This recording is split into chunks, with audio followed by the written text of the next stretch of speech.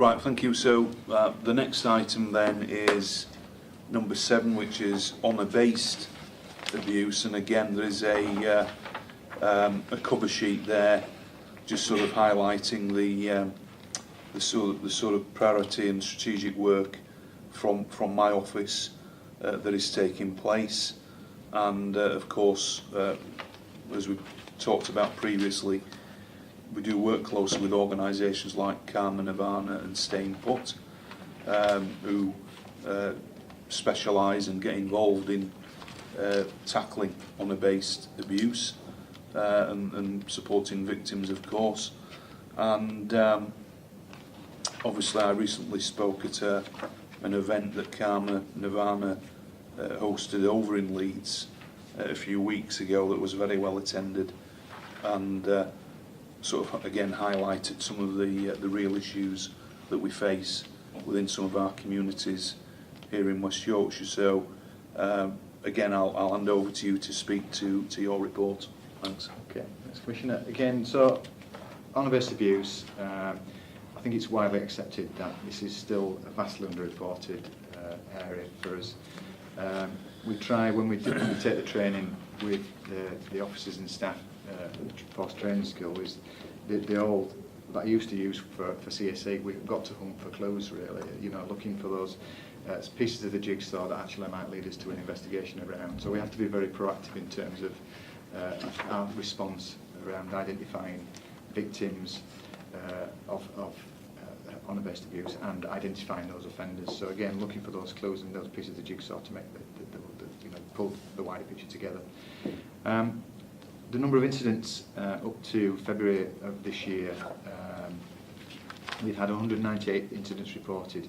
69 of those related to domestic incidents, and we recorded 24 forced marriage protection orders, and in that we've also had 21 child protection incidents that we would term relating to honour-based abuse. We've seen a slight decrease from the previous years, so 2014-2015 we had 80, 2015 to 2016 we had 73 incidents recorded, so approximately about an 8% reduction there. We have undertaken a problem profile around this, and again, because the data and information is relatively low, we're still going to continue to refresh that as we move forward, and our intelligence department obviously will work closely with those, and we'll look to refresh that later on this year. Interestingly, Kirklees district has the most recorded incidents at 35.6%, and Wakefield are the only district in the force to have not recorded any honour-based abuse incidents. Are officers becoming more aware? Then I would like to say to that, yes. One of the areas as a force we've seen a reduction is maybe around intelligence, but this is one area that has actually seen an increase in intelligence submissions, and we've seen a 10.8% increase around intelligence. Again, from a policing perspective, I think we're really doing quite a bit around honour-based abuse, really something that I'm quite proud of. We've developed an action plan. This is based on the HMIC inspection around hidden crimes, which looks to develop the work and the work being carried out across the force. There was 3 sort of key recommendations for the police as a result of that. Recommendation 9, 10 and 11. 9 was around improving awareness with officers. Improvement 10 was around the flagging of those crimes, and 11 was around making sure that the police services have clear policies, and we've completed all of those in respect and reported to Commander Matt Chister, who is the lead for the MPCC on that. Our collaboration is improving around this particular area of business. We've got a steering group that now meets quarterly, and again, I mentioned it earlier, but it's something that has evolved and is continuing to evolve. We have really good representation from your office, Commissioner. We've got CPS that are regular tenders, we've got local authority leads, we've got Karma Nirvana, and we're looking to develop good practice and tackle any sort of emerging issues as a result of that. We have also been the instigators of reinvigorating and kick-starting the regional group on this, and West Yorkshire Police lead the regional group on that now, and again that's something we can be quite proud of. In February of this year, Mr Foster signed off the joint protocol between CPS relating to forced marriage and honour-based abuse. So again, that's a real positive. We've continued to do the audits, and those audits that we undertook in September 2016 and March 2017 sort of did indicate to us that, and this has been fed back, that officers are improving in terms of their awareness around that, and we did see a significant improvement with officers in 2017. We've revitalised and improved our standard operating procedures, and we're also rewriting our force policy in respect of this. Training, we've done an awful lot around training with this. We've developed 1-minute guides, which I believe is attached to the report for DCR operators and the customer contact centres. We've done specialist training for officers and a 3-day course for champions within safeguarding. We've also undertaken training with Safer Schools officers, and Carmarthenshire deliver training now on the foundation training for police officers, and we're obviously supporting the Force Training School with that training. But the Force Training School has also offered up additional training slots really for officers as part of that foundation training, so we're increasing the numbers that are actually seeing inputs around Carmarthenshire, so again raising awareness across the force.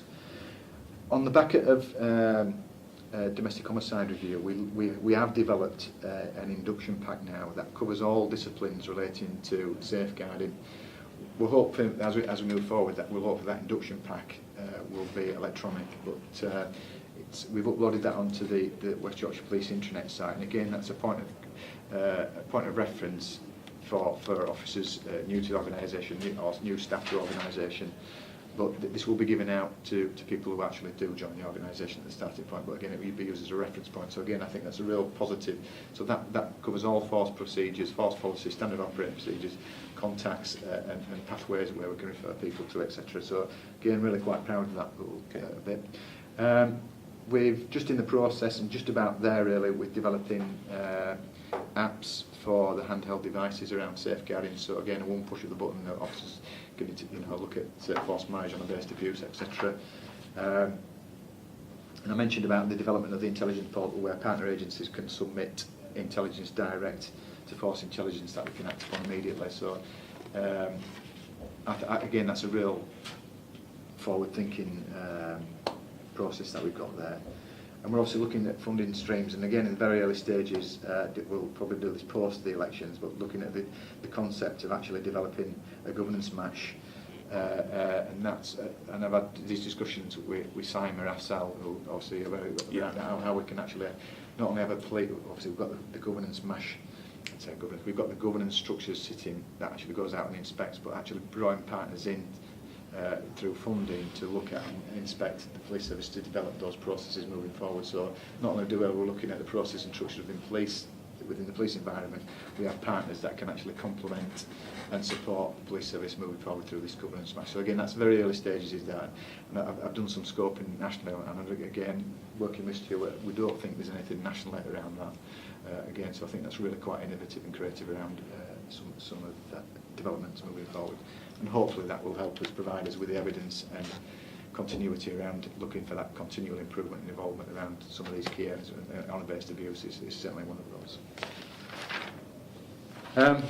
Strategic risks, we've got to make sure that the officers are aware of the one chance rule, and that's part and parcel of the process, is making sure that we only get one chance with victims around this particular crime, and obviously making sure that we don't compromise the confidentiality through incorrect recording of crimes, etc.